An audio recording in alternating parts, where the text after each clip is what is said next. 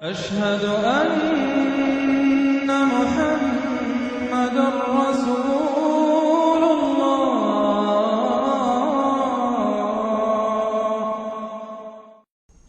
اگلی صورت میں 3 جوڑے بلکہ 2 جوڑے آ رہے ہیں صرف۔ واللیل اذا یغشی، قسم ہے رات کی جبکہ وہ ڈھانپ لیتی ہے۔ والنہار اذا تجلی، قسم ہے دن کی جبکہ وہ روشن ہو جاتا ہے۔ یہ ہمارے خارج میں آفاق کے اندر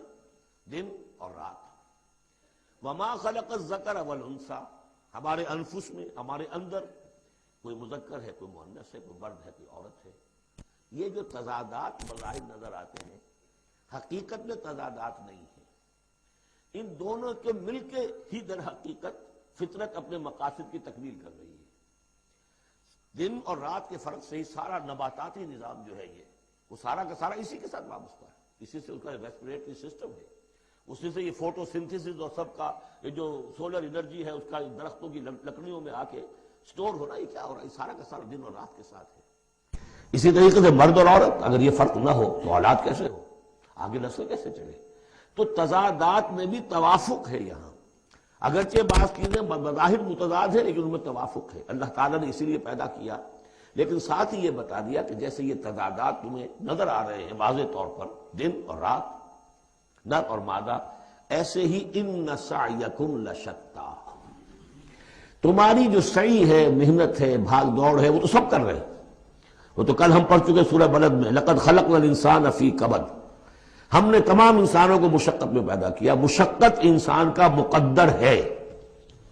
محنت کرنی ہے، جد و جہد کرنی ہے، معاشی جد و جہد ہے،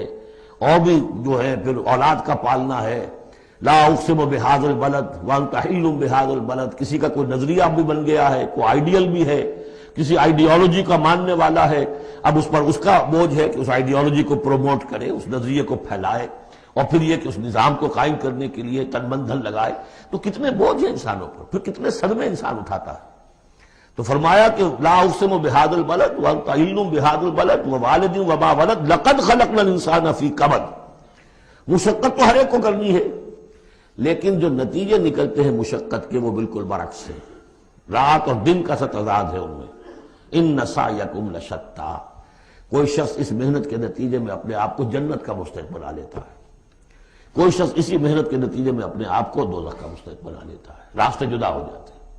اس کی بڑی پیاری تشریح ایک حدیث میں آئی ہے، حضور نے فرمایا کل نفس یغدو، ہر جان جو ہے صبح جب ہوتی ہے ہر انسان کی، فبائع نفسہا، پھر یہ کہ وہ اپنے نفس کو بیچتا۔ اب کوئی دفتر جا رہا ہے اپنی صلاحیت بیچ رہا ہے، کوئی بیچارہ وہ چونکہ اور کچھ نہیں سیکھ سکا تھا، اینٹیں ڈھو رہا ہے، تعمیر کا جہاں ہو رہی ہے، کوئی کسی چلا رہا ہے، کوئی ہل چلا رہا ہے، کسی کی مشقت، کوئی اپنی جسمانی جو قوت ہے وہ بیچ رہا ہے، کوئی اپنی ذہنی صلاحیت، اپنی ایکسپرٹیز، ڈاکٹر ہے اس نے بڑی مشکل سے فن حاصل کیا ہے، وہ بیٹھ کے فیس لے رہا ہے، لیکن بیچ رہا ہے اپنے آپ کو، اپنا وقت بیچ رہا ہے۔ تو کل نفس یغدو فبائع نفسہ فموتقھا وموبقھا، دن بھر کی محنت کر کے شخص ایک وہ شخص ہے جس نے حلال کو پیش نظر رکھا، حرام سے بچا، جھوٹ نہیں بولا، کسی کو دھوکہ نہیں دیا، کسی کے ساتھ جو ہے بے ایمانی نہیں کی، وہ شام کو آئے گا تو مشقت تو اس نے بھی کی ہے لیکن یہ لے کر آئے گا اللہ کی رحمت۔ دوسرا شخص مشقت اس نے بھی کی ہے، کہیں کم تول دیا تھا، کہیں کم ماپ دیا تھا، کہیں جھوٹ بول دیا تھا، کہیں کسی کی حق تلفی کی تھی، کہیں کسی کی عزت نفس پر حملہ کر دیا تھا، وہ مشقت بھی کر کے آئے گا اور شام کو جہنم کی گٹھڑی لے کر آئے گا اپنے کندھے پر، یا وہ نفس کو جہنم سے آزاد کرا کے آیا شام کو، اور یا وہ شام کو جہنم کے عذاب کی ایک گٹھڑی لے آیا ہے۔ تو کل نفس یغدو فبائع نفسہ فموتقھا وموبقھا۔ اب وہ بات ہے، اب یہ اس ایک بار سے سمجھ لیجئے کہ میرے نزدیک قرآن مجید کی اہم ترین یہ صورت ہے۔ ایک راستہ ہے، اس کے 3 اوصاف بیان کیے ہیں، اگر یہ 3 اوصاف ہوں گے تو خیر کے راستے پر آدمی بڑھتا چلا جائے گا، اور اگر اس کے برعکس 3 صلاحیتیں ہوں گی تو انسان گرتا چلا جائے گا، شر کی طرف جو ہے وہ اس کا قدم آگے سے آگے بڑھتا چلا جائے گا۔ پہلے 3 اوصاف کون سے ہیں؟ واللیل اذا یغشی والنہار اذا تجلی وما خلق الذکر والانثی ان سعیکم لشتی فاما من اعطی واتقی وصدق بالحسنی، جس شخص میں عطا ہے، جود ہے، سخاوت ہے، کسی کو بھوکا دیکھے تو اگر ایک روٹی ہے تو اس کو بھی بانٹ کر کھا سکے، کسی کو تکلیف میں دیکھے تو اگر اس کے پاس کوئی ہے ایسی چیز جس سے کہ اس کی تکلیف وہ رفع کر سکتا ہو تو دریغ نہ کرے، یہ عطا ہے، جود، عطا، سخاوت۔ فاما من آتا، پہلی شرط یہ ہے، کیونکہ ہم سورہ بلد میں بھی دیکھا ہے کہ وہ جو گھاٹی ہے جس سے گزرنا مشکل ہے، فلقتحم العقبہ، وہ کون سی گھاٹی تھی؟ فک رقبۃ او اطعام فی یوم ذی مسغبۃ یتیما ذا مقربۃ او مسکینا ذا متربہ ثم کان من الذین آمنوا وتواصوا بالصبر وتواصوا بالمرحمہ۔ اس گھاٹی کو عبور کر کے اگر اہل ایمان میں شامل ہوگا تو ابو بکر صدیق بنے گا، عمر فاروق بنے گا، عثمان غنی بنے گا، اور اس گھاٹی کو عبور کیے بغیر کسی وجہ سے اسلام لے آیا عبداللہ ابن ابی بن جائے گا۔ اگرچہ اس نے بھی کلمہ پڑھا ہے، اس نے بھی کہا ہے اشہد ان لا الہ الا اللہ واشہد ان محمد رسول اللہ، اور وہی کلمہ پڑھا ہے ابو بکر نے اور عمر نے اور عثمان نے اور علی رضی اللہ تعالیٰ عنہ۔ لیکن فرق کیا ہے؟ یہ زمین کچھ اور تھی جس میں بیج پڑا ہے، وہ زمین کچھ اور تھی جس میں بیج پڑا ہے، اس زمین میں ہل چل چکا تھا۔ تو فرمایا کہ پہلی شے کیا ہے، اور یہ آیت ہم پڑھ چکے ہیں، چوتھے پارے کی پہلی آیت، لن تنالوا البر حتى تنفقوا مما تحبون، تم نیکی کے مقام تک رسائی حاصل نہیں کر سکتے جب تک کہ خرچ نہ کر سکو اللہ کے لیے اور اللہ کی مخلوق کے لیے، اور وہ چیز کہ جو تمہیں پسند ہو۔ یہ نہیں کہ جو اذکار رفتہ ہو گئی، بیکار ہو گئی، پرانی ہو گئی، دل سے اتر گئی، وہ دے دیا اور پھر سمجھا کہ ہم نے حاتم طائی کی قبر کو لات مار دی ہے، یہ نہیں۔ مما تحبون، نیکی کی گرد کو نہیں پہنچ سکتے، لن تنالوا البر حتى تنفقوا مما تحبون۔ تو پہلی شرط ہے اعطاء، دوسرا ہے واتقا۔ واتقا کیا ہے؟ وہی اخلاقی حس جو ہے وہ اگر بیدار ہے، نتیجہ کیا نکلے گا کہ وہ پھر نیکی کرنا چاہے گا، بدی سے بچے گا۔ وہی فَأَلْهَمَهَا فُجُورَهَا وَتَقْوَاهَا، اگر یہ حس مر نہیں گئی ہے، یہ دفن نہیں ہو گئی ہے، اس کے اوپر حوث جو ہے اس کا غلبہ نہیں ہو گیا ہے، کوئی اور غلط جو ہے انسان کا رجحان اس نے اسے دبا کر نہیں رکھ دیا ہے، تو تقا اس کے اندر ہوگا، میرا میں کسی کا دل نہ دکھا دوں، میں کسی کا حق نہ مار لوں، اس کے اندر ایک احساس ذمہ داری جو ہے وہ موجود رہے گا۔ اور تیسری شرط وصدق بالحسنی، جو بھی اچھی بات اس کے سامنے رکھی جائے اور اس کا دل گواہی دے دے کہ ہاں بات ٹھیک ہے، فوراً قبول کرے، تصدیق کرے۔ اس وقت یہ نہ کرے کہ یہ میں اگر مان لوں گا تو فلاں چیز چھوڑنی پڑ جائے گی، یہ اگر مان لوں گا تو فلاں کام کرنا پڑ جائے گا، یہ اگر مان لوں گا تو فلاں شخص ناراض ہو جائے گا، یہ اگر مان لوں گا تو مجھے یہ نقصان ہو جائے گا، اگر یہ سوچ کر رک گیا تو فیل ہو جائے گا۔ بلکہ یہ کہ جب دل نے گواہی دے دی کہ ہاں ٹھیک ہے، حق ہے، صحیح ہے، فوراً کہو دیکھیے جی آپ کی یہ بات، یعنی اس کو سمجھیے پریکٹیکلی، اگر آپ کسی بحثی میں بھی مبتلا ہو گئے کسی کے ساتھ، اور پھر یہ ہے کہ آپ نے کسی میں محسوس بھی کر لیا کہ پلڑا اس کا بھاری ہے، بات اس کی صحیح ہے، لیکن ایک یہ کہ اڑے ہوئے کیسے مان لوں میں کہ میں ہار گیا، ایک یہ کہ شخص کہ ٹھیک ہے صاحب آپ کی یہ بات مجھے بالکل لگی ہے، ٹھیک ہے، ابھی اور غور کریں گے، سوچیں گے، چلیں گے آگے اور اس مسئلے پر، لیکن یہ بات آپ کی ٹھیک ہے۔ اس سے انسان کے اندر جو ہے پھر وہ ہم آہنگی پیدا ہوتی ہے، بات آگے بڑھتی ہے۔ لیکن یہاں سمجھ لیجیے کہ بنیادی طور پر یہ تین اوصاف ہیں، فاما من آتا، بخل نہ ہو، اتقا اور اس کے اندر یہ اخلاقی حس بیدار ہو، نمبر تین جو اچھی بات سامنے آئے اس کی تصدیق کر دیں، فَسَنُيَسِّرُهُ لِلْيُسْرَىٰ، تو ہوتے ہوتے ہم آسانی سے، اب یہ لفظ بھی آ چکا تھا سورہ علق میں، وَنُيَسِّرُكَ لِلْيُسْرَىٰ، میں نے کہا تھا اس لفظ کو یہاں نوٹ کر لیجئے اور یہیں سے یہ بات آگے کھلے گی۔ فَسَنُيَسِّرُهُ لِلْيُسْرَىٰ، جس شخص میں یہ تین اوصاف ہوں گے ہم انہیں رفتہ سب سے اونچی اور سب سے اچھی جو اس آسانی والی شاید منزل ہے جنت، وہاں پہنچا دیں گے۔ اب اس کے برعکس دیکھیے ترتیب، وَأَمَّا مَن بَخِلَ، اعطاء کے مقابلے میں بخل آ گیا، وَاسْتَغْنَىٰ، بے پرواہ ہے، اسے پرواہ ہی نہیں، دریا کو اپنی موج کی طغیانیوں سے کام، کشتی کسی کی پار ہو یا درمیان رہے، ہمیں سے کیا غرض ہے، وہ تو اپنی اس میں دھن میں لگے جا رہے ہیں، کسی کا دل مسل دیا، کسی کے جذبات کے اوپر جو ہے ٹھیس پہنچا دی، کسی کو کچھ کر دیا، کسی کا مال ہڑپ کر لیا، کسی کو اور کسی طرح سے اس کی عزت کے اوپر جو ہے کوئی حملہ کر دیا، چلے جا رہے۔ استغنا، انہیں یہ احساس ہی نہیں ہے کہ کوئی نیکی اور بری کا معاملہ بھی ہے اور مجھے سیدھے راستے پر چلنا ہے، برائی کے راستے پر نہیں۔ وَكَذَّبَ بِالْحُسْنَىٰ، اچھی بات پیش کی جائے جھٹلا دے،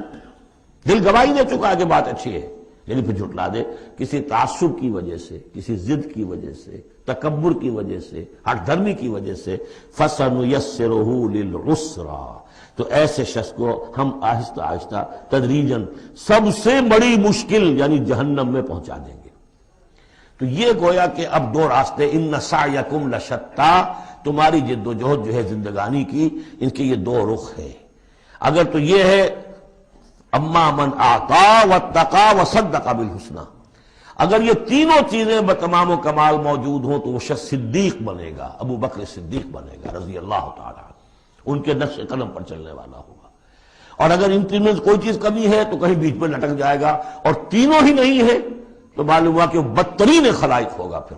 جس کا کہ سب سے بڑا کردار جو قرآن مجید میں آتا ہے وہ ابو لہب ہے۔ ابو جہل جو ہے وہ بدترین نہیں تھا، اچھی طرح سمجھ لیجئے، وہ تو جب آج ہم پڑھیں گے، جب سورہ علق آئے گی تب اس کے کردار کا نقشہ سامنے آئے گا۔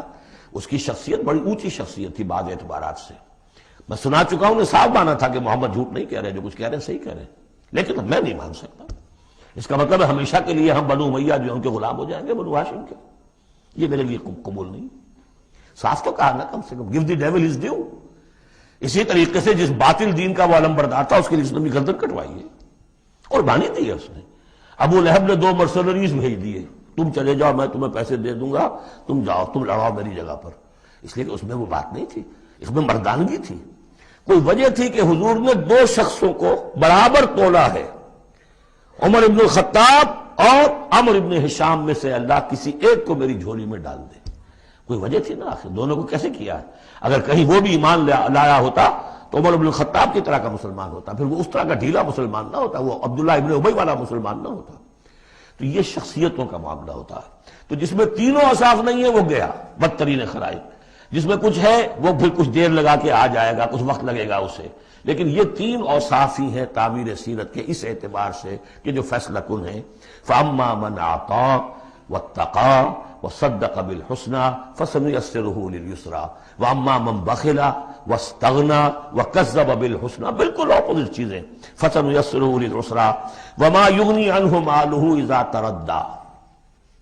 اور اس نے جو مال جمع کیا ہوگا اپنے لیے وہ قطعاً کام نہیں آئے گا جب اسے گرایا جائے گا، گڑھے میں جب گرے گا جہنم کے۔ ان علینا للہدیٰ، دیکھو انسانوں ہمارے ذمے ہے صرف ہدایت پہنچا دینا، یا اب اللہ تعالیٰ اپنے ذمے لے رہے ہیں، یہ ہمارے ذمے ہے کہ تمہیں راستہ دکھا دیں، سجھا دیں، یہ سجھا دینا ہمارے ذمے ہے۔ اس کے لیے ہم نے تمہیں جبلی ہدایت بھی دی ہے، اس کے لیے ہم نے تمہارے اندر اخلاقی حص بھی رکھ دی ہے، اس کے لیے ہم نے اپنی روح تم میں پھونکی ہے، اس میں ہماری معرفت اور محبت موجود ہے، اور پھر ان تمام چیزوں کی تکمیل کے لیے ہم نے نبی بھیج دیے، رسول بھیج دیا، کتابیں نازل کر دی، ہم نے اپنا ہدایت کا جو فرض تھا وہ ادا کر دیا۔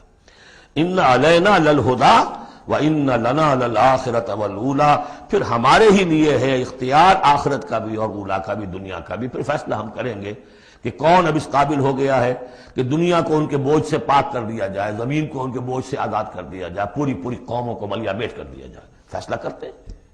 وہ پڑھ چکے پچھلی صورت میں، فَدَمْدَمَ عَلَيْهِمْ رَبُّهُمْ بِذَنبِهِمْ فَسَوَّاهَا، ایسے ہے کہ جیسے کسی باغ میں سے کوڑا کرکٹ جمع کیا جائے اور پھر اسے آگ دکھا دی جائے، اس لیے کہ اس باغ کے لیے بدنما داغ ہے۔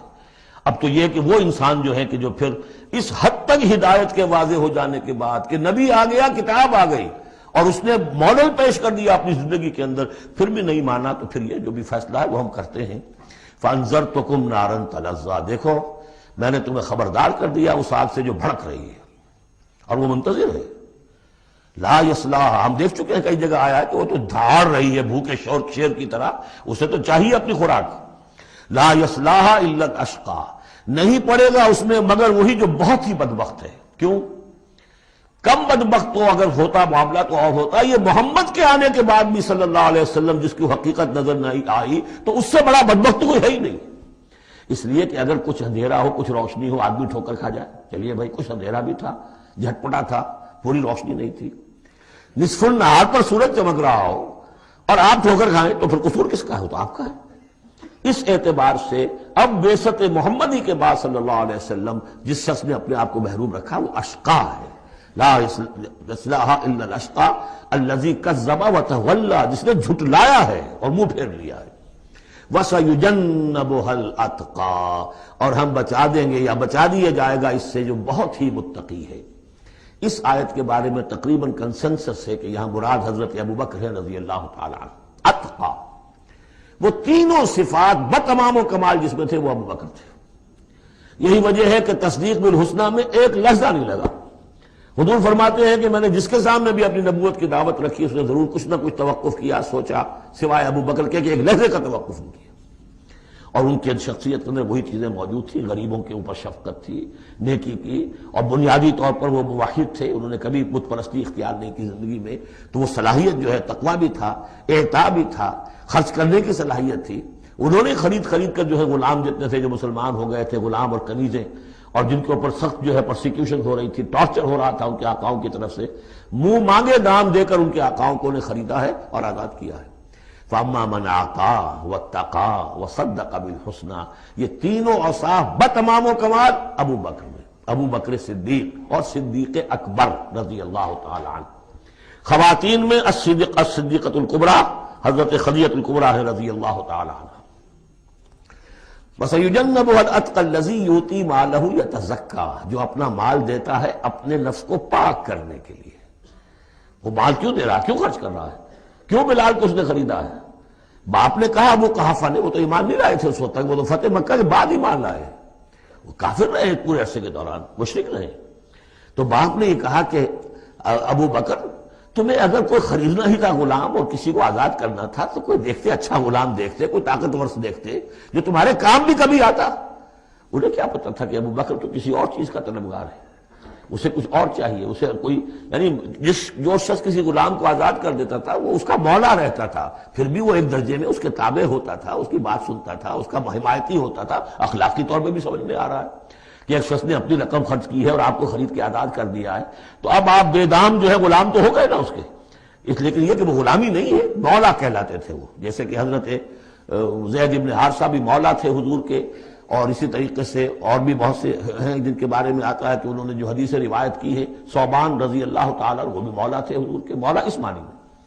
تو فرمایا کہ تم نے یہ کیا کیا، کس کو تم نے خریدا اور اتنی بڑی رقم دے دی؟ جو مانگا امیہ بن خلف نے وہ بھی حیران رہ گیا، ٹھیک ہے لو، اس لیے کہ انہیں تو ابو بکر کو چھڑانا ہے اس پرسیکیوشن سے۔ الذی یؤتی مالہ یتزکیٰ وما لأحد عندہ من نعمت تجزیٰ، اور ایسا نہیں ہے کہ کسی اور کا اس پر کوئی احسان ہو جس کا وہ بدلہ چکا رہا ہو، نہیں، الا ابتغاء وجہ ربہ الاعلیٰ، صرف اپنے بلند و بالا پروردگار کی رضا جوئی کے لیے وہ خرچ کر رہا ہے۔ وَلَسَوْفَ يَرْضَىٰ، اور وہ ان قریب راضی ہو جائے گا۔ یہ ان قریب راضی ہو جائے گا کون؟ اللہ بھی راضی ہو جائے گا اور ابو بکر بھی راضی ہو جائیں گے، رضی اللہ عنہ ورضوا عنہ، جیسے ہم خطبے میں بھی کہتے ہیں رضی اللہ تعالی عنہ وارضاہ، اللہ تعالیٰ بھی راضی ہو جائے ان سے اور اللہ ان کو راضی بھی کر دے، ان کو بھی اتنا اجر و ثواب دے۔ وَلَسَوْفَ يَرْضَىٰ، اور میرے نزدیک یہاں مراد حضرت ابو بکر ہے، اس کا میں ثبوت آپ کو اگلی صورت میں دوں گا۔ اب دیکھیے پہلی صورت میں آیا تھا قد افلح من زکاہا وقد خاب من دساہا، 8 آیتیں تھیں، وہ تھیں قسموں پر مشتمل، لیکن اصل مضمون کیا تھا؟ نفس انسانی میں نیکی اور بدی کا شعور ودیت کر دیا ہم نے۔ اب جس نے اس کو بنا لیا، سنوار لیا، وہ کامیاب، جس نے اس کو دبا دیا، مٹی میں دفن کر دیا، وہ ناکام۔ اگلی صورت میں آگے راستہ بتا دیا، سنوارنے کا راستہ کیا ہے؟ اعطاء، تقوی، تصدیق بالحسنہ، ان عادتوں کو کلٹیویٹ کرو اپنے اندر، تو یہ راستہ جو ہے تمہارا جائے گا صدیقیت کی طرف اور اللہ تعالیٰ کی رضا کی طرف۔ اس کے برعکس اور صاف بخل، استغناء، پرواہ نہیں، کیا خیر کیا شر کوئی پرواہ نہیں، اپنی خواہشات کو پورا کرنا ہے، اپنی اشتہا جو ہے اس کے شہوت کو پورا کرنا ہے، حرام سے حلال سے اسے کوئی بحث نہیں۔ اور یہ کہ بات سچی آئی، اچھی آئی اور دل نے گواہی دے دی پھر بھی اس کو رد کر دیا، تو وہ دوسری منزل پہ نکل جاؤ گے۔ اب یہ جو پہلی منزل تھی اس کا نقطہ عروج کون ہے؟ ایک تو ابو بکر آ گئے اس میں، اور ان سے بلندتر رتبہ کس کا ہے؟ محمد الرسول اللہ صلی اللہ علیہ وسلم، معراج انسانیت۔